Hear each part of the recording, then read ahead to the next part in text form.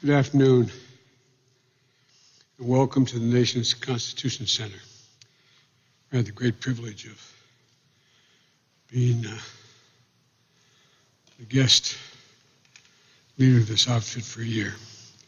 It's an appropriate place to make the speech I'm about to make. I attended Mass earlier today and prayed for Justice Ruth Bader Ginsburg and her family. The nation lost a heroine, an icon.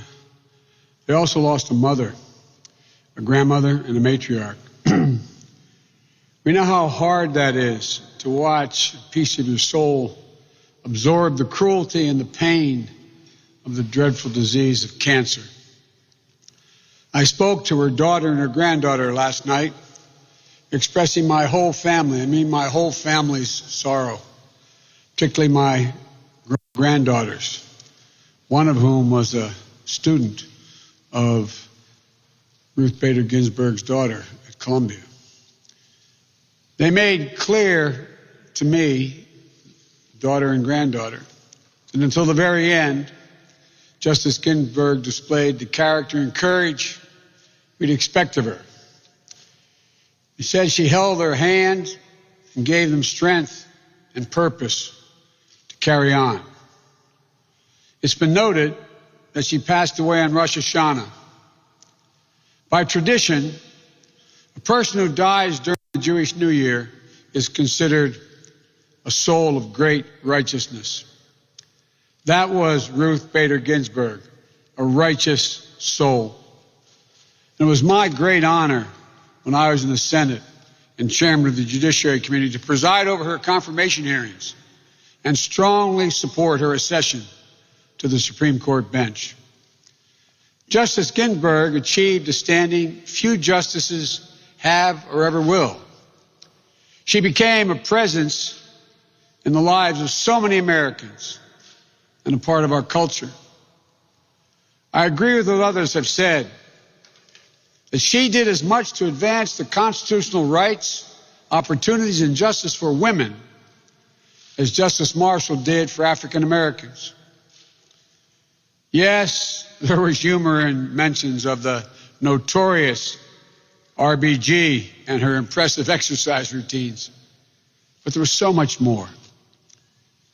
She was, to use an overused word, a trailblazer, a role model, a source of hope, and a powerful voice for justice. She was proof that courage and conviction and moral clarity can change not only the law, but can change our culture, can change the world. And I believe in the days and months and years ahead, she will continue to inspire millions of Americans all across this country. And together, we can and we will continue to be a voice for justice in her name. Her granddaughter said yesterday, and said publicly, that her dying words were, quote, "My most fervent wish is that I not be replaced until a new president is installed." As a nation, we should heed her final call to us, not as a personal service to her, but as a service to the country, our country, at a crossroads. There's so much at stake. The right to health care, clean air, clean water, the environment, equal pay for equal work, the rights of voters, immigrants, women, workers.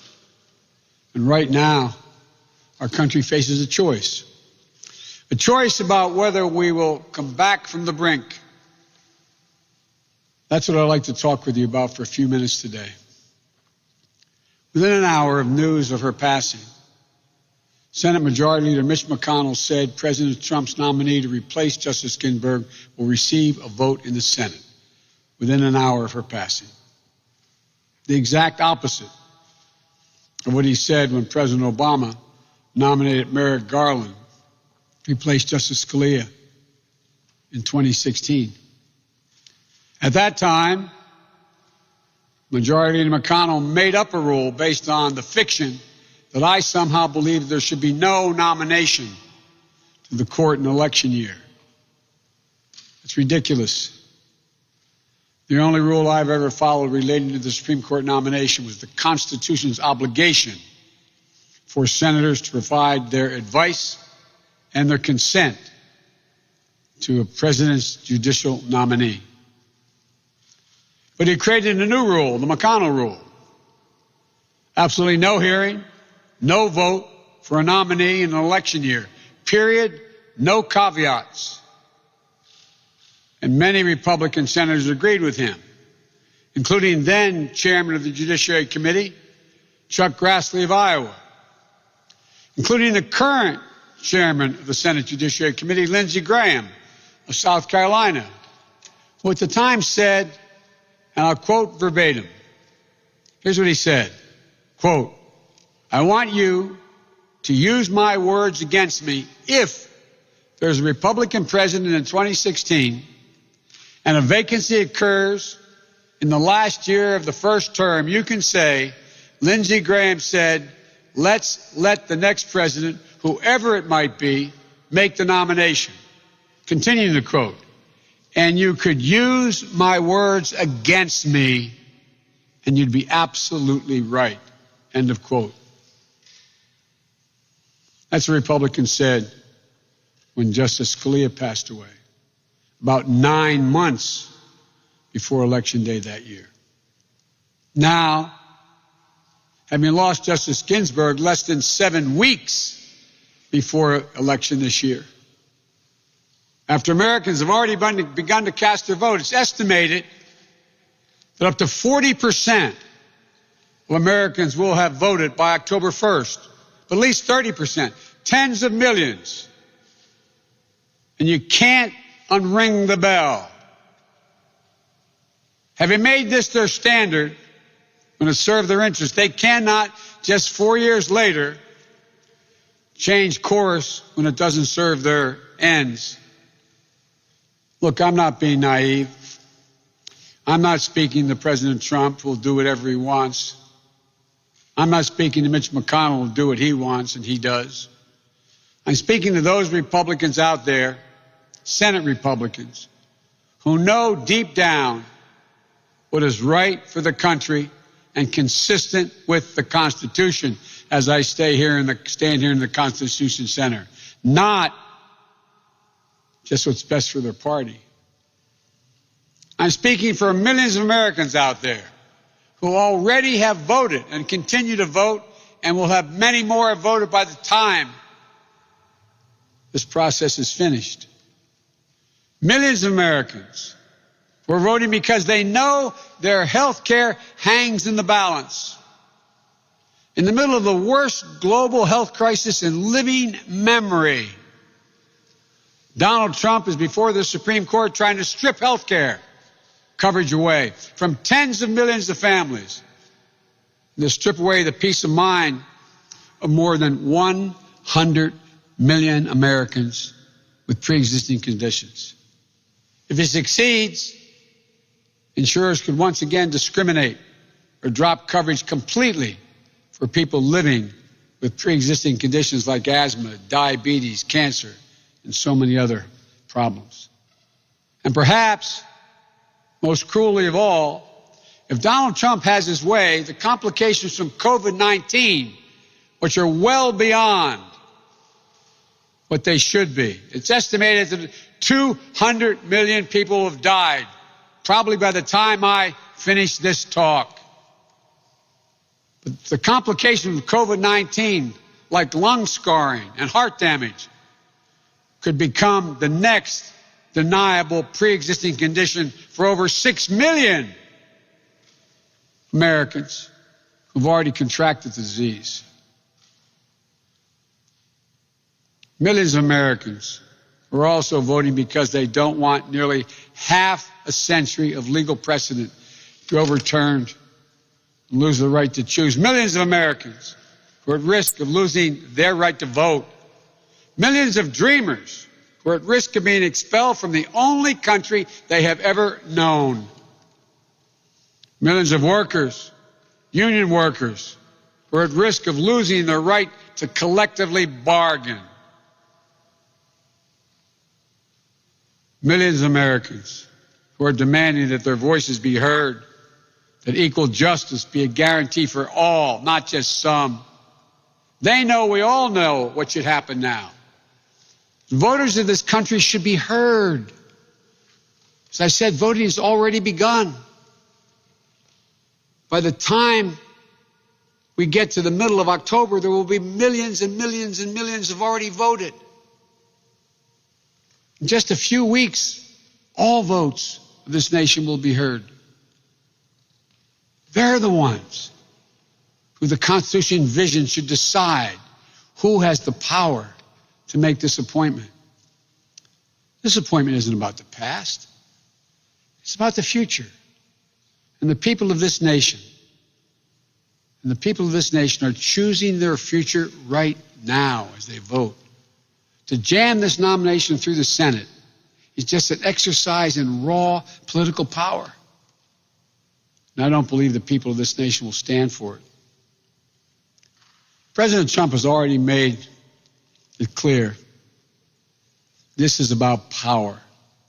Pure and simple power. Whether the voters should make it clear on this issue,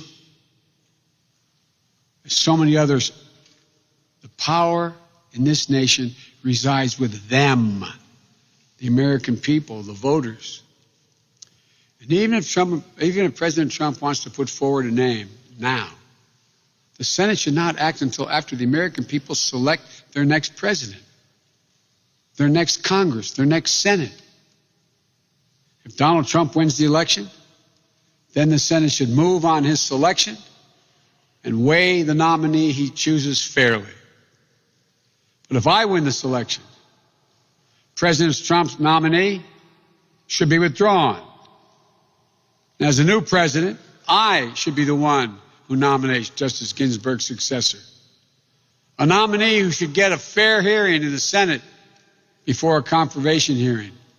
Before a confirmation vote, I should say, after a confirmation hearing. We're in the middle of a pandemic.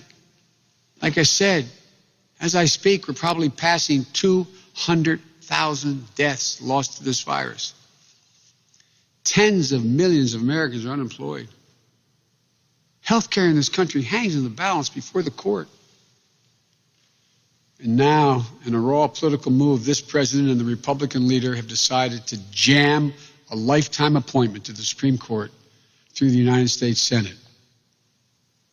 That's the last thing we need at this moment. As I said, voters have already begun casting their votes in the millions. And in just a few weeks, we're going to know who the voters of this nation have chosen as their next president. The United States Constitution was designed to give voters one chance to have their voice heard and who serves on the court. And by the way, there's no court session between now and the end of this election. That moment is now for the voters to get a chance to be heard. And their voice should be heard. And I believe voters are going to make it clear they'll not stand for this abuse of power, this constitutional abuse. There's no discussion about what happens if the Senate confirms on the eve of election or in a lame duck after Donald Trump loses. A successor to Justice Ginsburg, what happens? But that discussion assumes that we lose this effort to prevent the grave wrong that Trump and McConnell are pursuing here. I'm not going to assume failure at this point. I believe the voices of the American people should be heard and will be heard. This vote, this fight, this nomination will not be over until the Senate votes, if it does vote. Winning that vote, if it happens, is everything. Action and reaction, anger and more anger, sorrow and frustration at the way things are in this country now politically. That's the cycle that Republican senators will continue to perpetuate if they go down this dangerous path that they put us on. We need to de-escalate, not escalate. So I appeal to those few Senate Republicans, the handful who really will decide what happens. Please follow your conscience. Don't vote to confirm anyone nominated under the circumstances President Trump and Senator McConnell have created. Don't go there. Uphold your constitutional duty, your conscience. Let the people speak. Cool the flames that have been engulfing our country. We can't keep rewriting history, scrambling norms, ignoring our cherished system of checks and balances. That includes this whole business of releasing a list of potential nominees that I would put forward. But now saying, after Ruth to gin up emotions and anger. There's a reason why no presidential candidate other than Donald Trump has ever done such a thing. First, putting a judge's name on a list like that could influence that person's decision-making as a judge, and that would be wrong, or at least create the perception that would influence. Second, anyone put on a list like that under these circumstances will be subject to unrelenting political attacks, because any nominee I would select would not get a hearing until 2021 at the earliest. She would endure those attacks for months on end without being able to defend herself. And thirdly and finally, perhaps most importantly, if I win, I'll make my choice for the Supreme Court not based on a partisan election campaign, but on what prior presidents have done, Republican and Democrats, and I've served with many of them. Only after consulting Democrats and Republicans in the United States Senate and seeking their advice and asking for their consent. It says advise and consent the Senate. The president is the person who gets to name someone, propose. The Senate disposes. As everyone knows, I made it clear that my first choice for the Supreme Court will make history as the first African-American woman justice. But I'll consult with senators in both parties about that pick, as well as the legal and civil leaders in our country. In the end, the choice will be mine and mine alone, but I will consult. It will be the product of a process that restores our finest traditions, not the extension of one that's torn this country apart the last years. So let me conclude with this. As I've said in this campaign, we're in the battle for the soul of this country.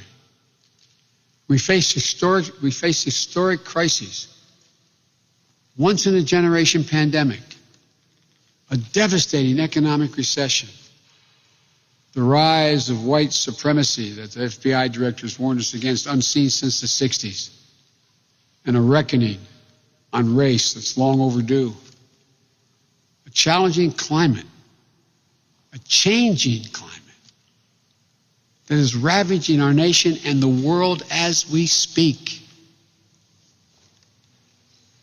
Supreme Court decisions will touch every part of these crises, every part of our lives and our future. The last thing we need is to add a constitutional crisis that plunges us deeper into the abyss, deeper into the darkness. If we go down this path, I predict it will cause irreversible damage. The infection this president has unleashed on our democracy can be fatal. Enough. Enough. Enough. We must come together as a nation. Democrats, Republicans, independents, liberals, conservatives, everybody. I'm not saying we have to agree on everything, but we have to reason our way through what ails us as citizens, voters, public servants. That's the guidebook called the Constitution. We have to act in good faith and mutual goodwill in the spirit of conciliation, not confrontation. This nation will continue to be inspired by Ruth Bader Ginsburg. But we should not only be inspired by her, we should be guided by her. And by her willingness to listen to those with whom she disagreed, to respect other points of view. Famously, Justice Ginsburg got along well with some of the most conservative justices on the court. And she did it without compromising her principles, clouding her moral clarity, or losing her core principles. If she can do this, so can we. How we talk to one another matters. How we treat one another matters. Respecting others matters. Justice Ginsburg proved it's important to have a spine of steel, but also important to have an open hand, not a clenched fist, to those with whom we disagree. This nation needs to come together. I've said it many times in this election. We are the United States of America. There's nothing we cannot overcome. There's nothing we cannot do if we do it together. Donald Trump seems to want us to divide this nation between red states and blue states, between representing those states that vote for him, ignoring those who don't. I do not. I cannot. I will not be that president. I'll be a president for the whole country, for those who vote for me and those who vote against me. We need to rise to this moment for the sake of the country we love so dearly, indeed for its very soul. May God bless the United States of America. May God protect our troops. And may God bless Ruth Bader Ginsburg. Thank you so much.